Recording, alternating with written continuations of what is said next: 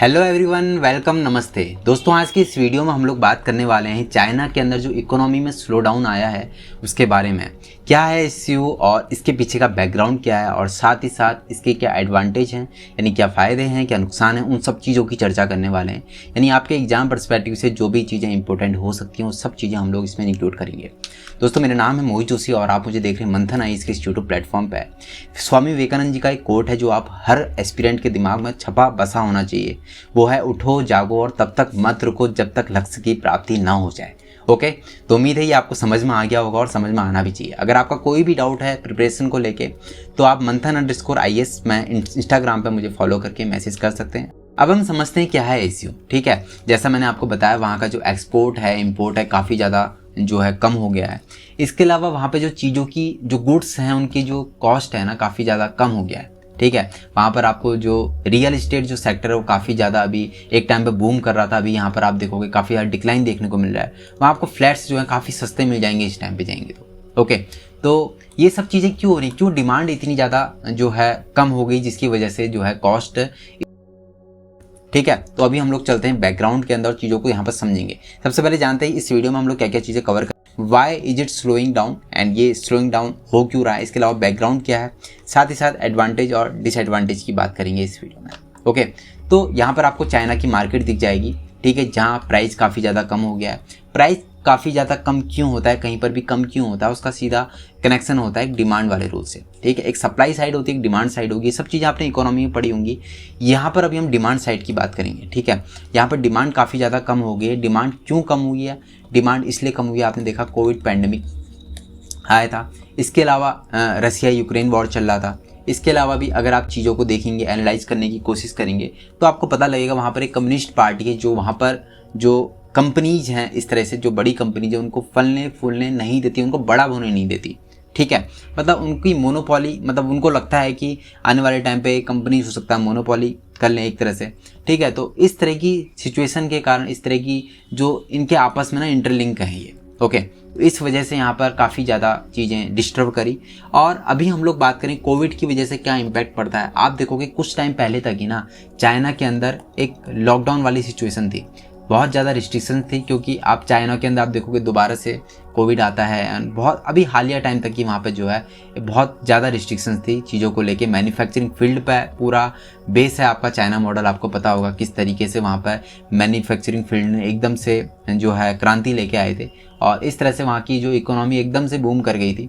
और अभी जो है ना, जब कोविड जैसी पैंडमिक आते हैं और इस कंडीशन में जब लॉकडाउन जैसी सिचुएशन हो जाती है तो वहाँ पे जो सबसे ज़्यादा इम्पैक्ट पड़ता है वो इसी जगह पे पड़ता है, यानी मैन्युफैक्चरिंग वाले फील्ड पे पड़ता है। ठीक है, फैक्ट्रियाँ बंद हो जाती हैं, लोग घर से बाहर नहीं निकल पाते हैं काम के लिए, तो प्रोडक्शन कैसे होगा ना। देखो, सर्विस सेक्टर पे इतना ज़्यादा इम्पैक्ट नहीं पड़ता जितना कि ज़्यादा जो आपका सेकंड सेक्टर है ना, जो सेकेंडरी सेक्टर है, यानी कि जो मैन्युफैक्चरिंग वाला सेक्टर है, उस पर काफ़ी ज़्यादा इम्पैक्ट पड़ता है। इस वजह से आप देखोगे एक लंबा प्रोसेस है, एक दिन का प्रोसेस नहीं होता है। इसके अलावा कोविड और जो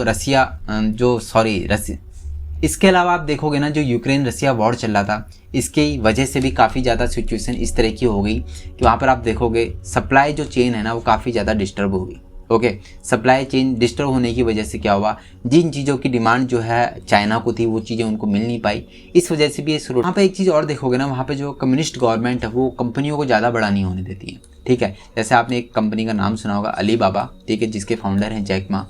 तो जैक मा कुछ टाइम पहले अपना देश ही छोड़ के चले गए थे, तो उन पर चाइना ने इतनी ज़्यादा इनडायरेक्टली रिस्ट्रिक्शंस लगा दी थी कि उनको ये कदम उठाना पड़ा। ओके, तो उस वजह से भी जो है कंपनी अगर ग्रो नहीं करेंगी ज़्यादा तो किस तरीके से वहाँ पर प्रोडक्शन होगा और किस तरीके से जो है चीज़ें, मतलब इकोनॉमी ग्रो करेगी ना कंपनी का। जब कंपनी ग्रो करेगी, अच्छी खासी ग्रो करेगी, तभी तो वो जो है ना इकोनॉमी में अपना रोल अच्छे से अदा कर पाएगी, अदरवाइज कैसे चीज़ें होंगी। तो हमने बैकग्राउंड में 3 चीज़ें जानने की कोशिश करी। जैसे कोविड का जो इम्पैक्ट है ना चाइना पे कुछ ज़्यादा ही पड़ा, उनके मैन्युफैक्चरिंग फील्ड पे कुछ ज़्यादा पड़ा। इसके अलावा रसिया यूक्रेन वॉर, ठीक है, इसकी वजह से सप्लाई चेन जो है काफ़ी ज़्यादा डिस्टर्ब रही। इसके अलावा जो वहाँ की कम्युनिस्ट गवर्नमेंट है वो भी कहीं ना कहीं इसमें जो है इसमें मतलब हकदार है। इसके अलावा देखो IMF की एक रिपोर्ट आई थी कुछ टाइम पहले जिसने कहा था कि चाइना की जो इकोनॉमी है ना 5% की रेट से ग्रो करेगी। ठीक है, लेकिन ऐसा नहीं है। अभी आप रियलिटी की बात करोगे 5% से काफ़ी कम जो वहाँ की ग्रोथ रेट है। ओके, अब हम लोग बात करते हैं ना जो क्या एडवांटेज है क्या डिसएडवांटेज है इस चीज़ को लेके। ओके, आपको लगता होगा कि देखो अगर चाइना जैसे देश है जहाँ पर इकोनॉमी स्लो डाउन करती है, तो भारत या फिर यूएसए जैसे देश हैं जिनके इंटरेस्ट उनसे मिलते नहीं हैं, तो उनको खुश होने की ज़रूरत है। लेकिन ऐसा नहीं है। ऐसा क्यों नहीं है, ये चीज़ को समझने की ज़रूरत है। ऐसा इसलिए नहीं है, देखो जैसे कोई देश है, ठीक है, जैसे चाइना की बात कर रहे हैं हम। चाइना में अगर ना चाइना में जैसे इंपोर्ट हम कह रहे हैं कि कम हो गया है, इंपोर्ट अगर चाइना में कम हो गया है, कुछ देश होंगे ना जो इनको एक्सपोर्ट करते होंगे, जैसे इंडिया ही है। इंडिया भी तो चाइना को एक्सपोर्ट करता है ना, यूएसए भी एक्सपोर्ट करता होगा कुछ ना कुछ। तो जब ये इंडिया और यूएसए या फिर कोई और देश जो उनको एक्सपोर्ट कर रहे हैं, उनका एक्सपोर्ट तो कम हो जाएगा ना, इस तरह से होगा कि नहीं होगा। तो ये चीज़ वहाँ पर जो है नेगेटिव इम्पैक्ट डालेगी ग्लोबल इकोनॉमी के अंदर, राइट। आप ग्लोबल इकोनॉमी के अंदर भी देखोगे ना, चाइना का रोल काफ़ी ज़्यादा है, क्योंकि चाइना की इकोनॉमी बड़ी इकोनॉमी है। तो ग्लोबल इकोनॉमी के अंदर अच्छा खासा इम्पैक्ट पड़ता है चाइना की इकोनॉमी का। इसके अलावा आप एक चीज़ देखो, आप जैसे एक्सपोर्ट है, अगर चाइना का एक्सपोर्ट कम हो रहा है, ठीक है, तो इसको बढ़ाने के दो तरीके उनको सुझाएंगे। क्या दो तरीके हो सकते हैं वो? एक तो वो क्या करें कि जैसे उनकी जो गुड्स हैं उनका प्राइस एकदम से कम कर दें। प्राइस एकदम से कम करेंगे तो क्या होगा, दूसरे देश जो है इंपोर्ट करेंगे उनकी चीज़ों को, क्योंकि सस्ती चीज़ें हैं तो अपने आप लेंगे। साथ ही इंडिया को अगर चीज़ें, इंडिया क्यों इतना ज़्यादा इंपोर्ट करता है, क्योंकि चाइना का माल सस्ते में मिल जाता है, राइट।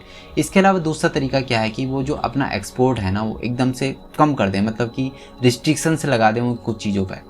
कैसे? जैसे ओपेक कंट्रीज़ को आपने देखा है ना, ओपेक कंट्रीज़ क्या करती हैं, जो ओपेक कंट्रीज़ हैं वो कंट्रीज़ हैं जो ऑयल का प्रोडक्शन करती हैं, ठीक है, मतलब एक तरह से ऑयल का जो डिस्ट्रीब्यूशन है उसको क्या करती है, कंट्रोल करती हैं। तो वो क्या करते हैं, अगर चाइना उनको लगता है कि रेट कम हो रहे हैं तो वो क्या करते हैं, इनका जो सप्लाई है वो कम कर देते हैं। सप्लाई कम करेंगे तो रेट बढ़ जाएंगे तेल के, ठीक है, क्योंकि डिमांड तो कम हो नहीं रही है ना तेल की।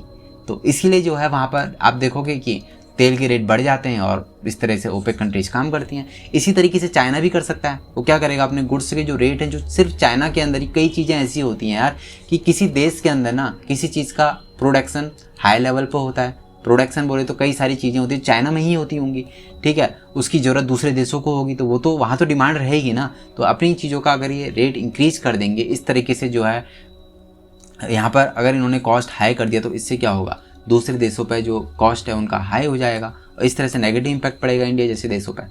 ओके, तो ये चीज़ें हैं। तो इसके एडवांटेज भी डिसएडवांटेज भी हैं। किसी भी चीज़ को अगर देखते हो ना, किसी भी टॉपिक को अगर आप देखते हो तो आपको खुश होने की ज़रूरत नहीं। अभी कुछ टाइम पहले आपने देखा होगा पाकिस्तान के अंदर हालात बहुत ज़्यादा ख़राब हो गए थे, ठीक है। मैंने आपको वहाँ पे भी बताया था कि इंडिया को वहाँ पे भी खुश होने की ज़रूरत नहीं है। इंडिया को खुश होने की ज़रूरत इसीलिए नहीं है क्योंकि वहाँ से भी तो काफ़ी ज़्यादा जो आतंकवाद जैसी चीज़ें हैं इंडिया के अंदर पनप सकती हैं, राइट। वहाँ के जो लोग हैं जो वहाँ परेशान है वो इंडिया की तरफ मूव कर सकते हैं। इंडिया पे वैसे ही इतना ज़्यादा बर्डन है और ज़्यादा बर्डन हो सकता है। तो ये सब चीज़ें, तो हर तरह के 360 डिग्री आपका व्यू होना चाहिए किसी भी टॉपिक को लेके। ओके, आई होप आपको चीज़ें समझ में आई होंगी। Thank you so much for watching. अगर चैनल पर नए हैं तो चैनल को सब्सक्राइब जरूर कर लीजिएगा। एंड साथ ही साथ अगर आपने हमारे टेलीग्राम चैनल को ज्वाइन नहीं किया तो, क्योंकि वहाँ पर आपको बहुत सारे नोट्स मिल जाते हैं एंड बहुत सारी चीज़ें जो आपके लिए हेल्पफुल है वो मिल जाती हैं, ठीक है। Thank you so much for watching and best of luck future officers. Bye bye, take care.